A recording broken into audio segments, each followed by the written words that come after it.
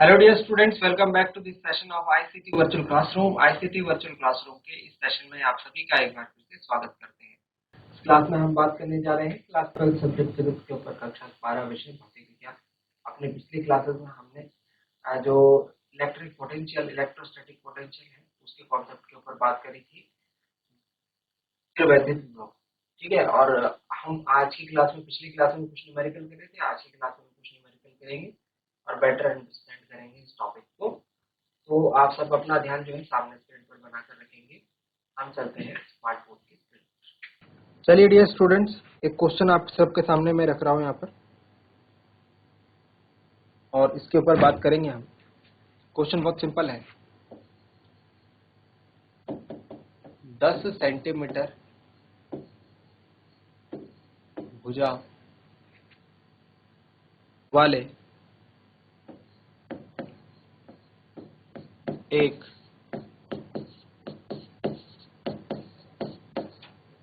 नियमित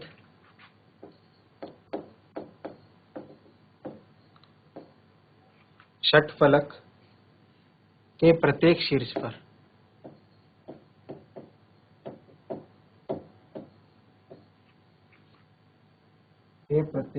पर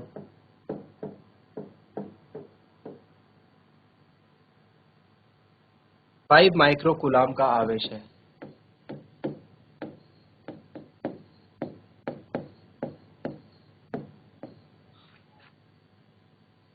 षटफलक के केंद्र पर विद्युत विभव ज्ञात कीजिए।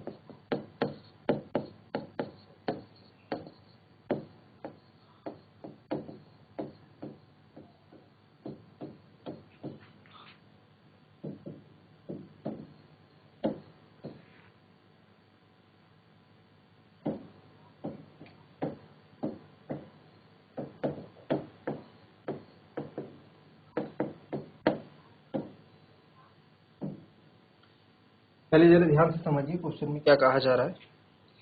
क्वेश्चन में कहा जा रहा है कि एक हेक्सागन है, ठीक है, और हेक्सागन जो है, हेक्सागन किसको कहते हैं? जिसकी 6 साइड्स होती हैं, है ना। तो इस तरीके से एक हेक्सागन है।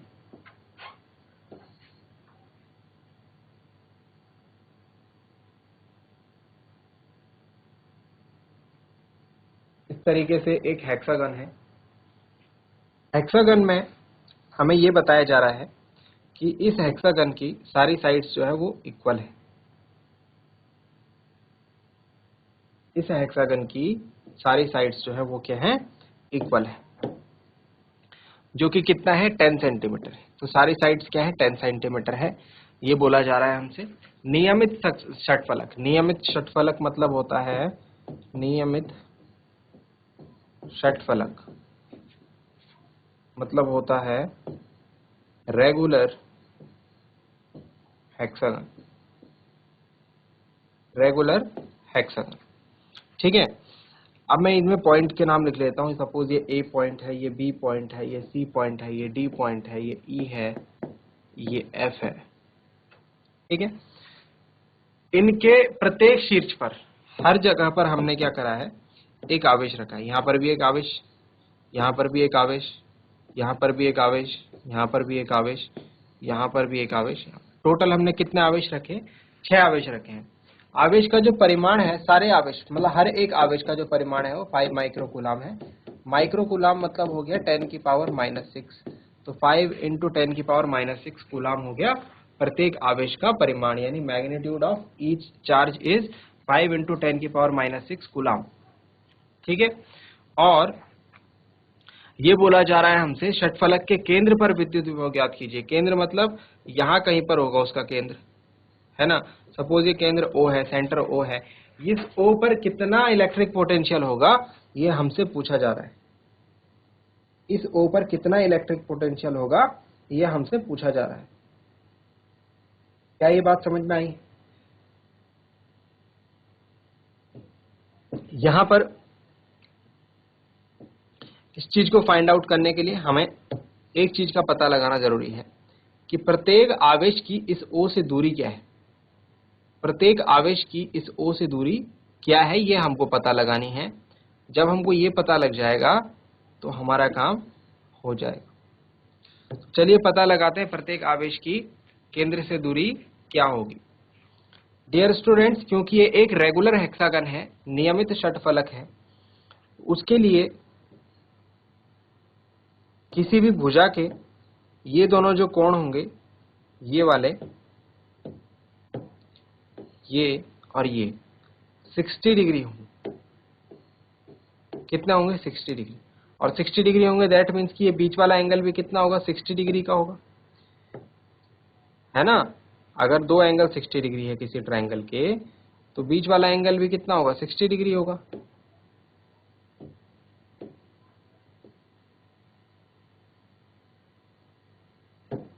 बताइए होगा या नहीं? अब तीनों 60 डिग्री है, दैट मीन्स कि ये कैसा हो गया? ये हो गया एक समबाहु त्रिभुज। कैसा त्रिभुज हो गया? एक समबाहु त्रिभुज। देखो साइज थोड़ा बड़ा कर देता हूं, ये वाले। तो अगर ये भुजा 10 सेंटीमीटर है तो ये भी 10 सेंटीमीटर होगी और ये भी 10 सेंटीमीटर होगी। मतलब जो ये AO दूरी है यहां से लेकर यहां तक, और जो ये BO दूरी है ये 10 सेंटीमीटर है। इसी तरीके से CO भी 10, ये भी 10, ये भी 10 और ये भी 10। मतलब ये जो सारी डिस्टेंस होंगी ये 10-10 सेंटीमीटर होंगी। कितना होंगी? 10-10 सेंटीमीटर। बस अब हमारा सारा काम हो गया है क्वेश्चन में। अब हम क्वेश्चन को सॉल्व कर सकते हैं। जितनी चीजें हमें चाहिए थी वो हम निकाल चुके हैं। आर भी हमको मिल चुका है। आर क्या है? प्रत्येक आवेश की केंद्र से दूरी, जो कि है 10 सेंटीमीटर। क्योंकि प्रत्येक आवेश का परिमाण बराबर है, प्रत्येक आवेश की केंद्र से दूरी बराबर है, इसलिए प्रत्येक आवेश के कारण जो केंद्र पर विभव होगा वो भी समान होगा। अतः केंद्र पर कुल वैद्युत विभव V इज इक्वल टू, एक आवेश के कारण कितना वैद्युत विभव होगा भाई? हमने फॉर्मूला पढ़ा है 1/4 pi epsilon not Q upon R, है ना। लेकिन 6 चार्ज है तो 6 की वजह से क्या हो जाएगा? ये 6 गुना हो जाएगा। 6 की वजह से क्या हो जाएगा? 6 गुना हो जाएगा, क्योंकि हर एक के लिए Q और R का मान जो है वो समान है।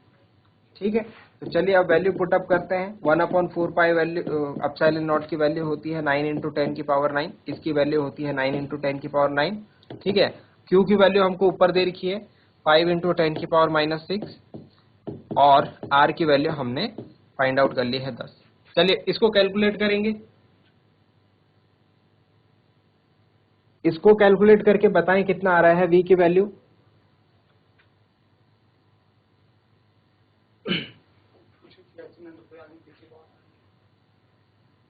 सॉल्व कीजिए, बेसिक कैलकुलेशन है ये। चलिए मैं सॉल्व कर लेता हूं आप लोगों के लिए। V इज इक्वल टू 695, ठीक है, अपॉन 10 इंटू, मैंने क्या करा, ये और ये डिजिट जो है साथ में ले ली, ये साथ में। अब ये 10 की पावर 9 और 10 की पावर -6, 10 की घात 9, 10 की घात -6, 9 में से 6 गए, कितना बचेगा? 3, तो 10 की घात 3 बच गया। ये 5 2 जा 10 हो गया, 2 3 जा 6 हो गया, 9 3 27 हो गया, तो 27 गुणा 10 की घात 3 वोल्ट। या फिर इसे मैं ऐसे भी लिख सकता हूं 2.7 इंटू 10 की पावर 4 वोल्ट।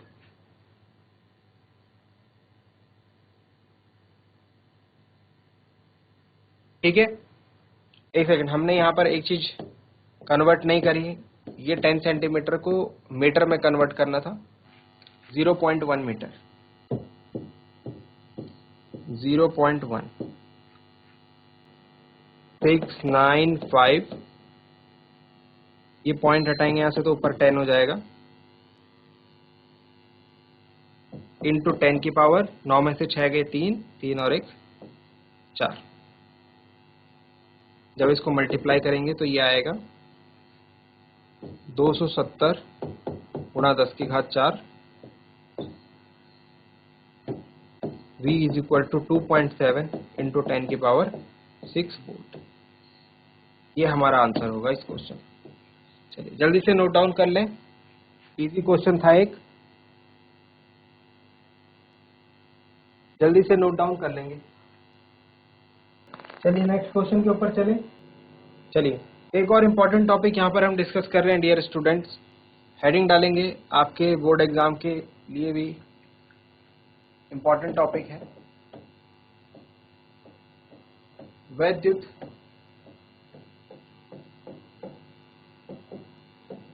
द्विध्रुव के कारण, वैद्युत द्विध्रुव के कारण विभव।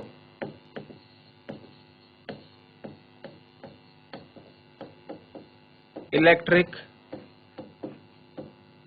Potential due to electric dipole.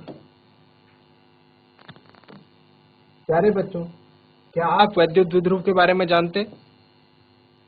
Electric field में हमने इलेक्ट्रिक डाइपोल को पढ़ा था। क्या आप इलेक्ट्रिक डाइपोल के कॉन्सेप्ट को जानते हो?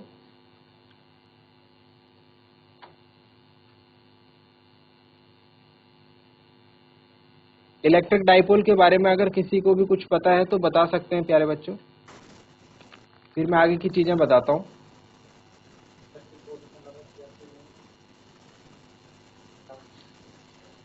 वैद्युत द्विध्रुव क्या होता है? अगर किसी भी बच्चे को पता है तो हाथ खड़े करके बता सकते हैं, शेयर कर सकते हैं।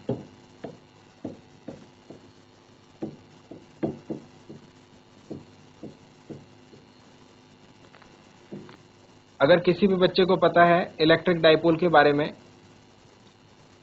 तो बता सकते हैं।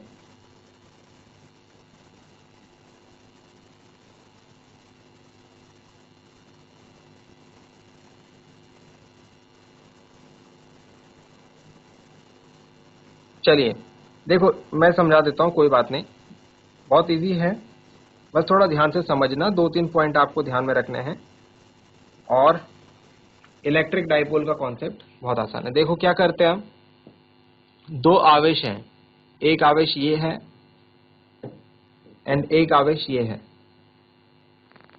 ठीक है, थोड़ा ध्यान से समझते हैं इसको। एक आवेश ये है, एक आवेश ये है, दोनों आवेशों का परिमाण समान है, दोनों आवेशों का परिमाण समान है। मतलब अगर ये 1 कूलाम का है तो इसको भी 1 कूलाम का होना है, अगर ये 10 कूलाम का है तो इसको भी 10 कूलाम का होना है, ठीक है। तो दोनों आवेशों का जो परिमाण है यानी मैग्नीट्यूड है वो समान है, लेकिन जो प्रकृति है वो विपरीत है। एक धनावेश है तो एक ऋणावेश है, अगर एक +10 कूलाम है तो दूसरा -10 कूलाम है, कहीं भी हो सकता है, ऐसा जरूरी नहीं है कि एक तरफ इधर माइनस ही होगा इधर प्लस ही होगा। समझ रहे बात को? क्या बोला मैंने? 1 + चार्ज 1 - चार्ज, लेकिन ये 10 कूलाम होते नहीं है, ठीक है, ये छोटे होते हैं, ये चार्ज क्या होते हैं? छोटे होते हैं। और इनके बीच की जो दूरी होती है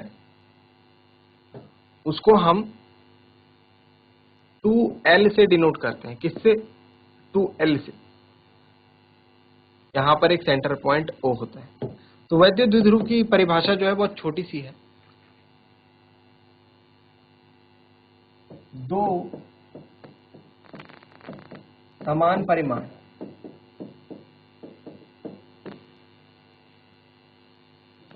एवं विपरीत प्रकृति वाले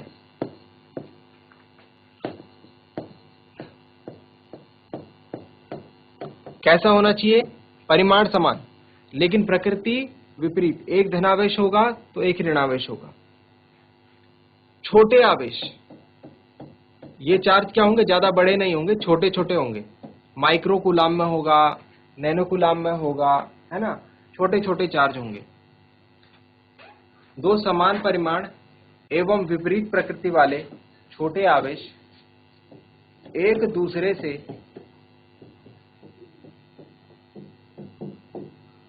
अल्प दूरी पर, छोटी दूरी पर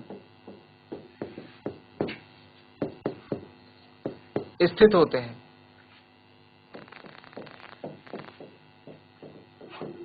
इस समायोजन को, इस अरेंजमेंट को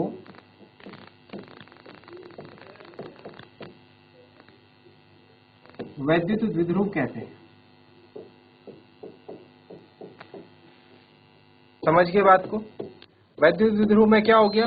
फिर से मैं बता रहा हूं, छोटी सी बात बस उसे ध्यान रखना, दो चार्ज होंगे, दो आवेश होंगे, है ना, छोटे आवेश होंगे, सूक्ष्म आवेश होंगे, है ना, और उनके बीच की दूरी क्या होगी, 2l होगी, ठीक है।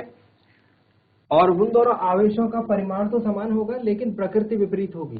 दोनों के बीच की दूरी क्या होगी, अति अल्प होगी, बहुत छोटी दूरी होगी।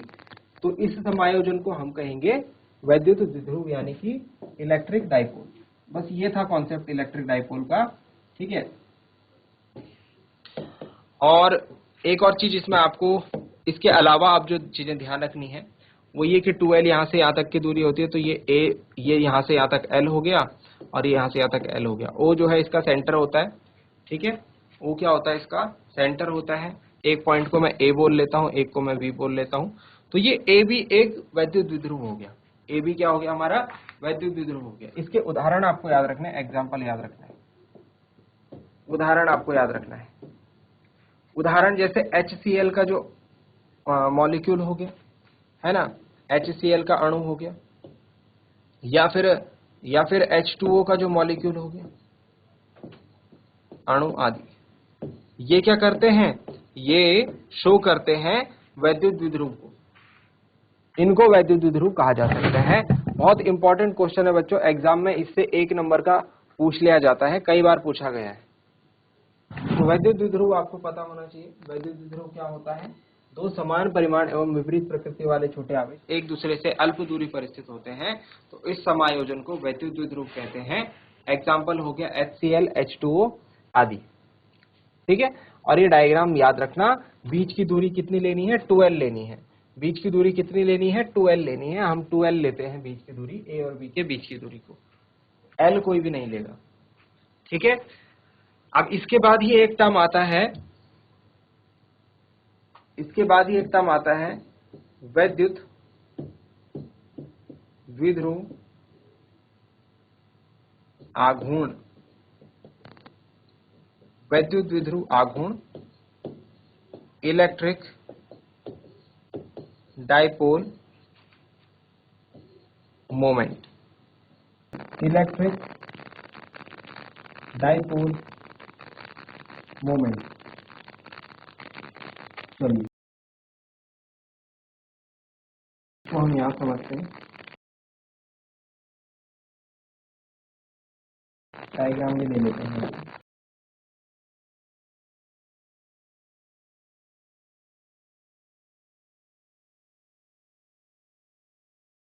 इलेक्ट्रिक डाइपोल मोमेंट के बारे में बस 2-3 बातें ध्यान रखना। नंबर 1, इसे हम P वेक्टर से निरूपित करते हैं। किससे निरूपित करते हैं, P वेक्टर से निरूपित करते हैं। दूसरा, वेक्टर लगा रखा है ऊपर, मतलब ये क्या है, एक सदिश राशि, यह एक सदिश राशि, वेक्टर क्वांटिटी है। नंबर 3, सदिश राशि है तो इसकी दिशा भी होगी। इसकी दिशा कहां से कहां को होती है, इसकी दिशा -q से +q की ओर होती है, -q से +q की ओर होती है।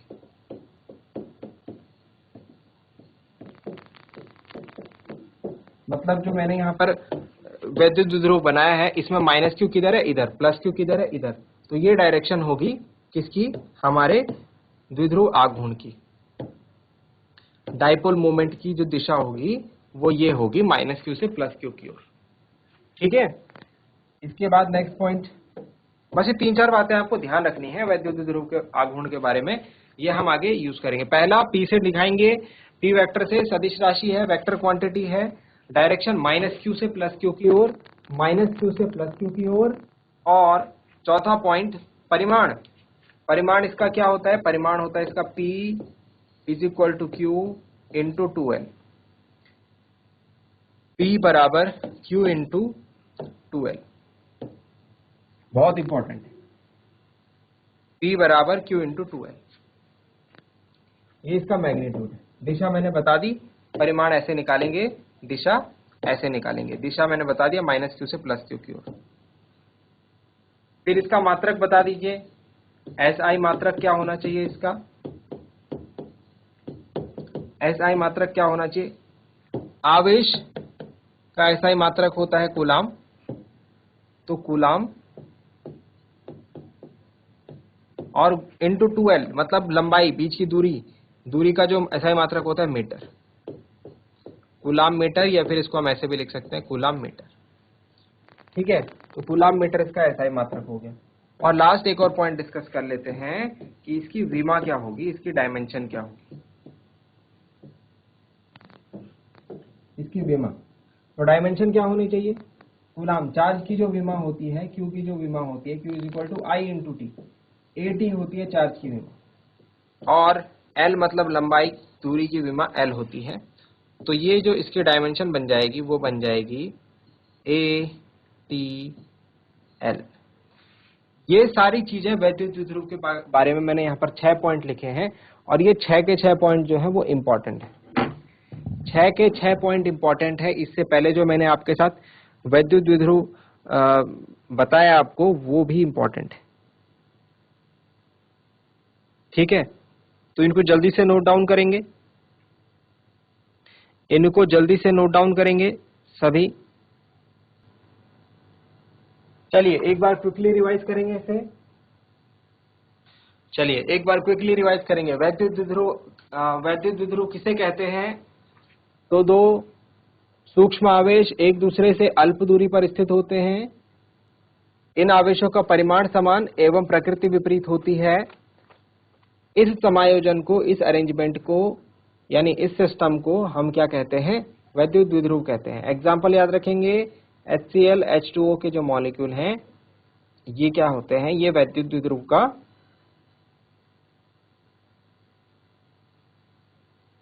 निर्माण करते हैं, है ना। ये हो गया, रिवाइज करेंगे, इसको याद रखेंगे, इंपॉर्टेंट कॉन्सेप्ट है। इसके बाद हम इसका यूज करेंगे, तो जल्दी से बताएंगे वैद्युत द्विध्रुव क्या होता है। दो समान परिमाण एवं विपरीत प्रकृति वाले छोटे आवेश एक दूसरे से अति अल्प दूरी पर स्थित हों, तो इनको हम क्या कहते हैं, वैद्युत द्विध्रुव कहते हैं इस सिस्टम को। हो गया, सबने याद कर लिया, अभी याद कर लेंगे, ठीक है, घर जाकर के याद नहीं करेंगे, घर जाकर के इसको रिवाइज करेंगे। अभी याद कर लें इसे, इसको हम क्या कहते हैं, वैद्युत द्विध्रुव कहते हैं। ठीक हो गया, अब इसे भी याद कर लें। वैद्युत द्विध्रुव आघूर्ण क्या होता है, इसे हम P से निरूपित करते हैं, इसे हम P वेक्टर से निरूपित करते हैं। ये एक कैसी राशि है, ये एक सदिश राशि है। सदिश राशि है तो इसकी दिशा भी होती होगी, इसकी दिशा -q से +q की ओर होती है, -q आवेश से +q आवेश की ओर, यानी -q आवेश जो है यहाँ है, +q आवेश यहाँ है, तो ऐसे इसकी डायरेक्शन होगी -q से +q की ओर। ठीक है, परिमाण P = Q × 2L करके निकाल सकते हैं हम। ठीक है, SI मात्रक अगर देखें इस बेसिस पर, तो SI मात्रक इसका होता है कूलाम मीटर, और विमा अगर बात करें तो विमा होती है ATL। एक द्विध्रुव को किस तरीके से निरूपित किया जाता है, कैसे उसका डायग्राम बनाया जाता है, ये चीज भी ध्यान रखना। ठीक है, आज हमने एक बहुत ही इंपॉर्टेंट कॉन्सेप्ट वैद्युत द्विध्रुव के कॉन्सेप्ट को सीखा है, इसे याद रखेंगे प्यारे बच्चों। ये हमारे पास जब तक इलेक्ट्रोस्टैटिक्स का चैप्टर नंबर 1 चल रहा है, इसका यूज हम करेंगे, चाहे वो वैद्युत क्षेत्र हो, इलेक्ट्रिक फील्ड हो, चाहे वो वैद्युत विभव हो। तो अभी नेक्स्ट क्लास में मैं आपको बताऊंगा एक वैद्युत द्विध्रुव के कारण जो विभव होता है, electric potential due to electric dipole, वो कितना होता है, उसको कैलकुलेट कैसे किया जाता है, उस फॉर्मूले को डिराइव करेंगे और उस पर बेस्ड कुछ न्यूमेरिकल्स भी करेंगे। ठीक है, बस आपको ये चीज जरूर ध्यान रखनी है जो हमने आज की क्लास में सीखी है। नेक्स्ट क्लास के लिए इस हेडिंग को पुटअप कर लेंगे। तो आज के लिए इतना ही। उम्मीद करते हैं आज की क्लास में आपको जो बातें बताई गई हैं प्यारे बच्चों, वो आपकी समझ में आई होंगी, आपको इंटरेस्टिंग लगी होंगी, और साथ ही साथ आपने उन्हें नोट डाउन भी किया होगा। ये भी उम्मीद करते हैं घर से आप इन चीजों को एक बार रिवाइज करके जरूर लाएंगे। मिलते हैं अगली क्लास में ऐसे ही किसी इंपॉर्टेंट और इंटरेस्टिंग टॉपिक के साथ। क्लास से जुड़े रहने के लिए आप सभी का बहुत बहुत धन्यवाद। Thank you very much and have a nice day.